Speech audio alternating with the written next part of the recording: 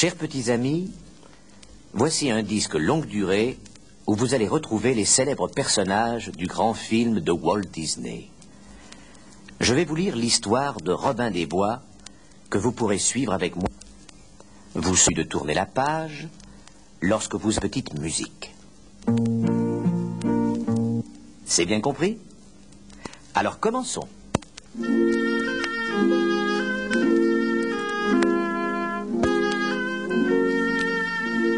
Il y a fort longtemps de cela, vivait en Angleterre un chanteur de ballades, on disait alors un ménestrel, qui portait le nom d'Adam Duval, du fameux Robin des Bois.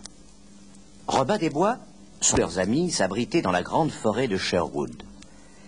Ils étaient sans cesse harcelés et poursuivis par le terrible shérif de Nottingham. Ce shérif était un personnage vil et cruel. Il prenait tout le prétexte d'impôts et le donnait aussitôt au prince Jean, qui s'enrichissait chaque jour davantage.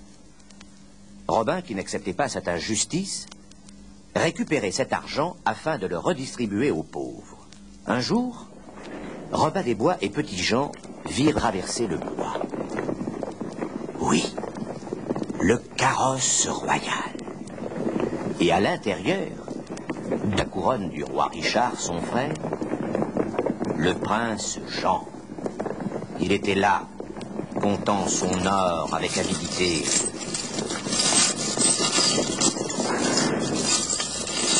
À ses côtés, le sinistre triste sire, son conseiller, celui-là même qui avait usé de son pouvoir maléfique pour envoyer le roi Richard à la croisade. Le carrosse royal bourré d'or, volé aux pauvres, était une proie bien alléchante. Ils déguisèrent l'un en bohémien, l'autre en diseuse de bonne aventure, et se précipitèrent vers le carrosse. En baisant les mains du prince, Robin, d'un coup de dent habile, détacha les pierres précieuses qui étaient serties dans les... Au même instant, Petit Jean, par un stratagème ingénieux, s'emparait du trésor.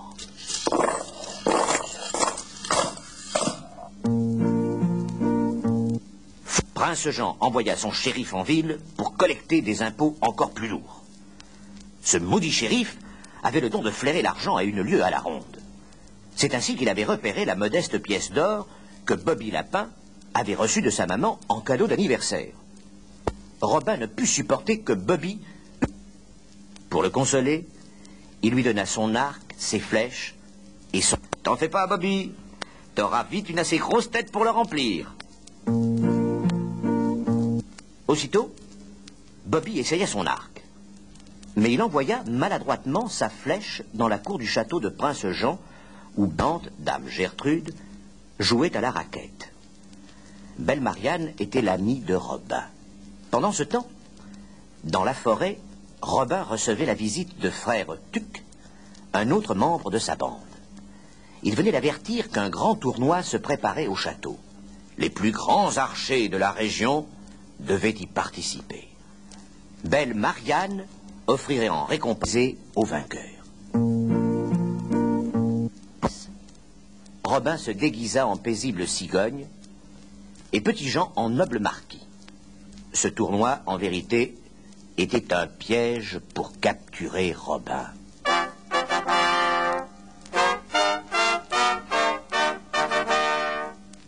Très vite, les autres concurrents furent éliminés et seuls Robin Cigogne et le shérif restèrent en jeu pour la finale. Robin Cigogne remporta le tournoi du shérif qui faisait reculer la cible de plusieurs mètres chaque fois que Robin tirait. Lorsque Robin, quittant son déguisement, arriva à la tribune pour réclamer sa récompense, Prince Jean l'attendait de pied ferme. En quelques instants, Robin se vit alors saisi et attaché par les gardes. Mais Petit Jean, meunière, le força à relâcher Robin. C'est alors qu'une bagarre animée commença. Robin grimpa au mât le plus haut, saisit une corde et se laissa tomber de tout son poids. Il délivra Marianne et l'emporta dans ses bras vers la forêt.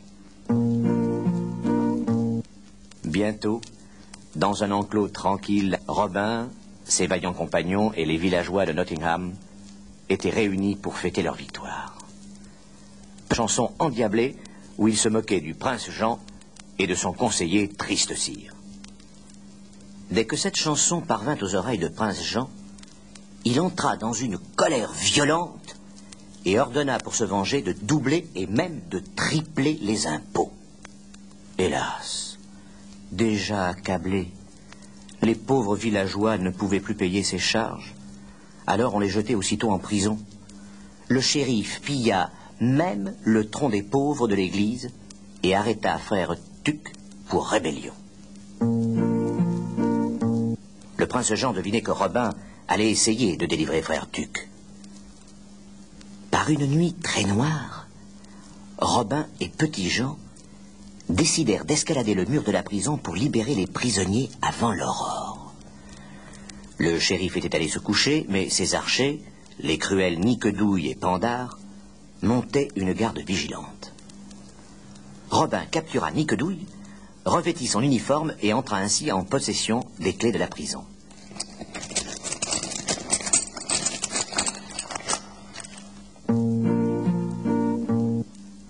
Robin avait fixé une longue corde au-dessus du lit de prince Jean avec tout un système de poulies.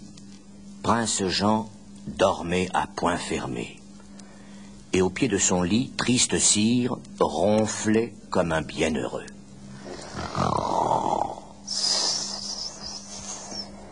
La chambre était pleine de sacs d'or.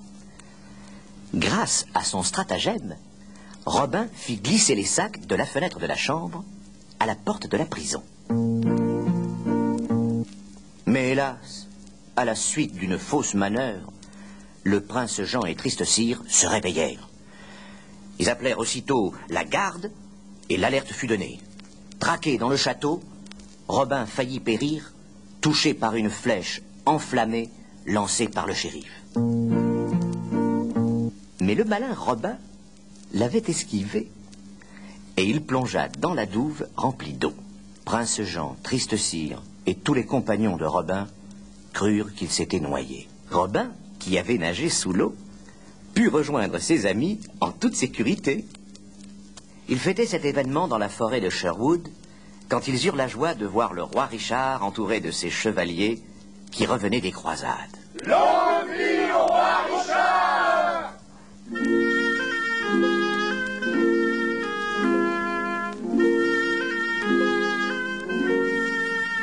Quelque temps après, Robin des Bois et Belle Marianne se marièrent.